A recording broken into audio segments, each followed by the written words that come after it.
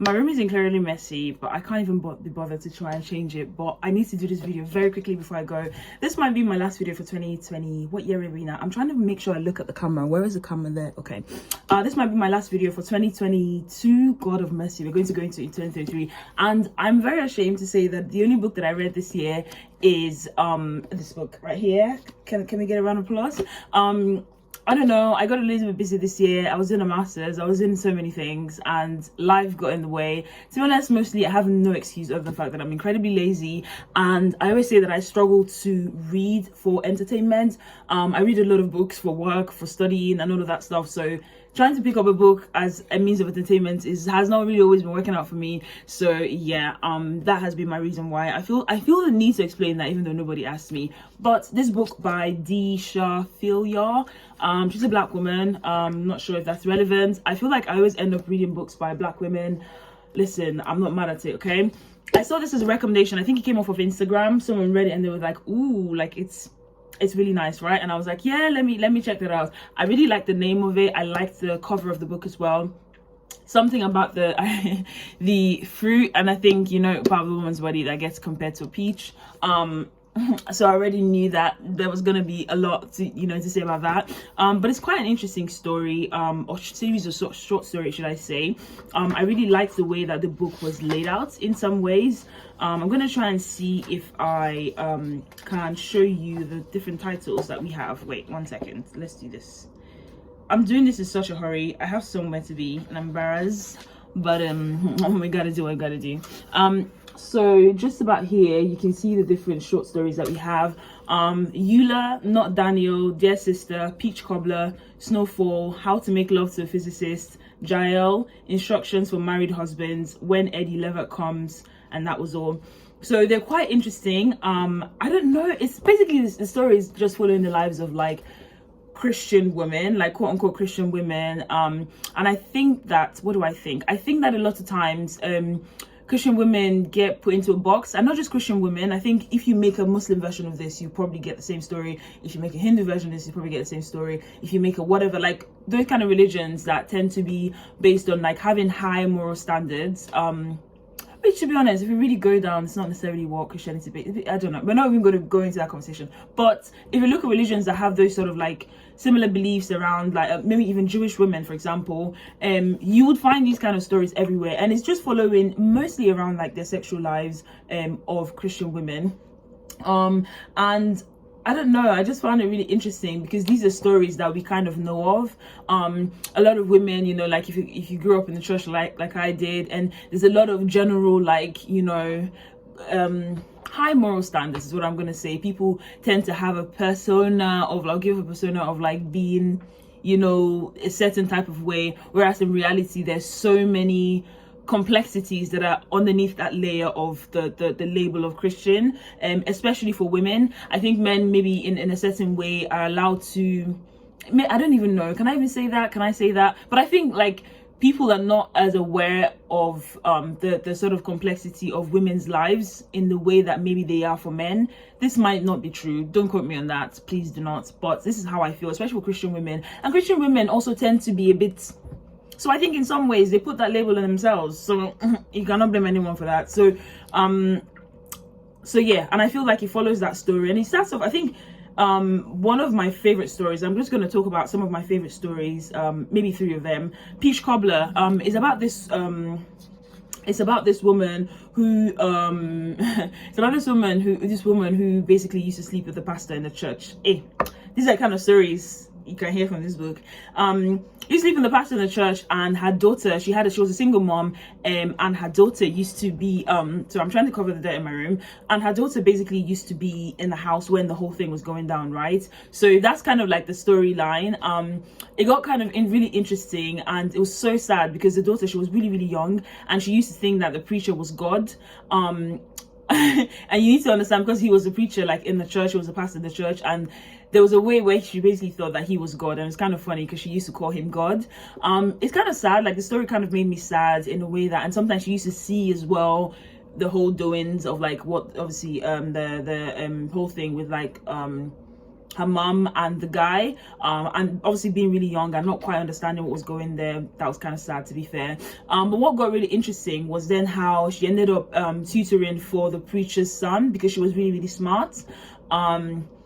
Yeah, I don't even know how to explain that story, but it's I think the saddest thing about it was the way that her mum kind of used to wait on him, in a way. Wait on him, not necessarily like, or like literally at home as well when he would come, because I mean, you're a side chick, right? So you can't really control, I guess, in some sense, how and when, which is very interesting to another part of the book, a whole story about side chicks. But I guess as a side chick or like a side piece, if you're having an affair, you necessarily can't really control. And it's sad because the woman really, really liked the pastor, but you can't really control when he's gonna come home because you're not his wife. You cannot control those things. And she kind of used to literally sit there and wait for him, which was kind of really sad, to be fair. And I guess her daughter, seeing that, was a bit disappointing. The way that she treated her daughter as well was really bad, because she would make this elaborate and really, really nice peach cobbler for the preacher whenever he comes to like do the do. But for some reason she would never even offer some of that to her daughter, even though that was her daughter's favorite dessert. So yeah, that was kind of sad, but very, very interesting story, and seeing how that whole thing plays out. Another really good one, probably one of my favorites of the stories, is How to Make Love to a Physicist. Okay, I know the name sounds a bit somehow, but it's actually not. It has nothing to do with that. It's about like a woman who is a bit older. She's like in her 40s, who's still trying to figure out herself in a way.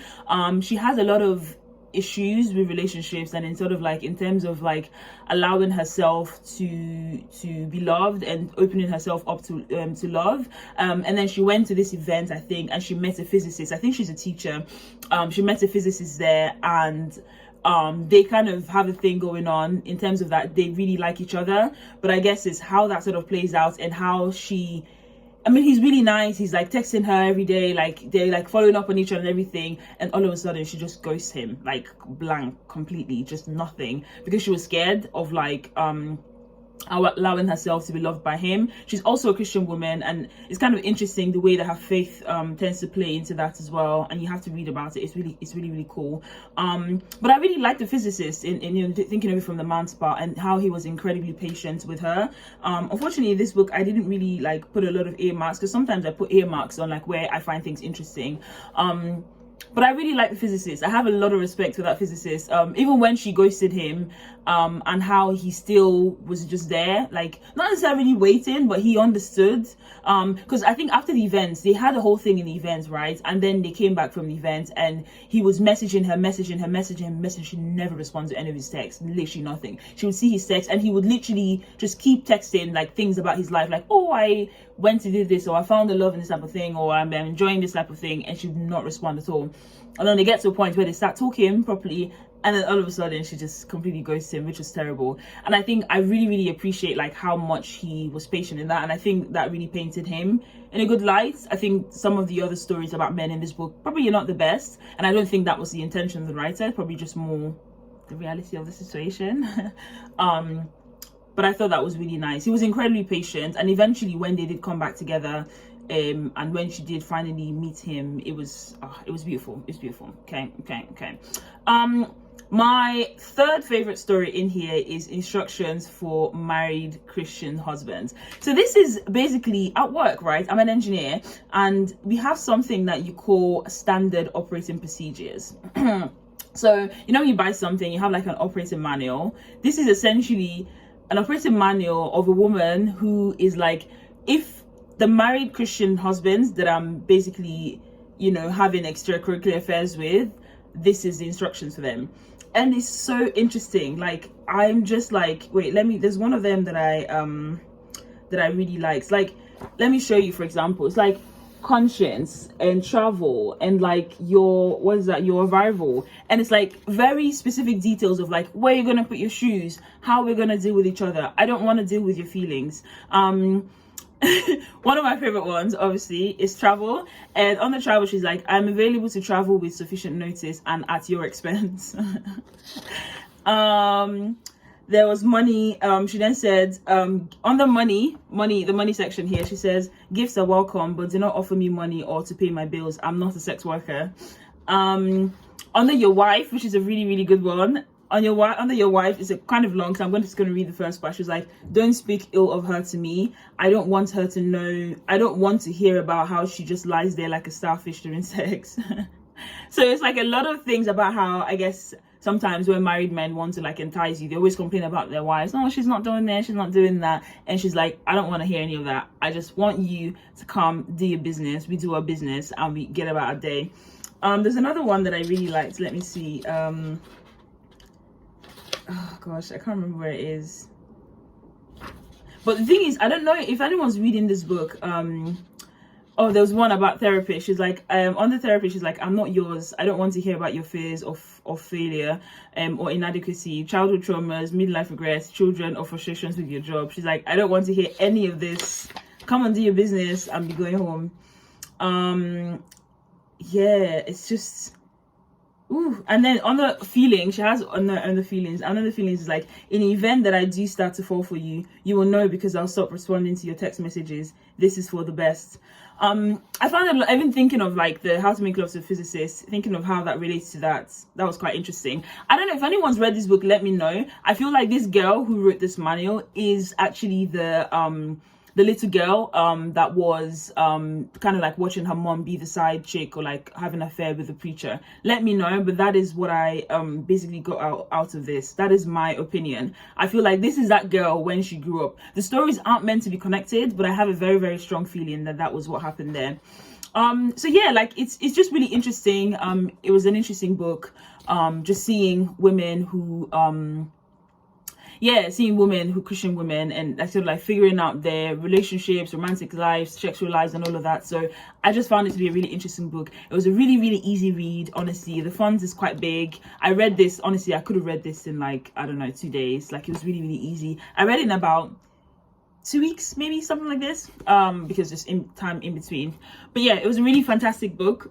If this is indeed my last video for the year, thank you guys so much for being a part of my 2022, and see you somewhere in the space in 2023. Oh my god, bye.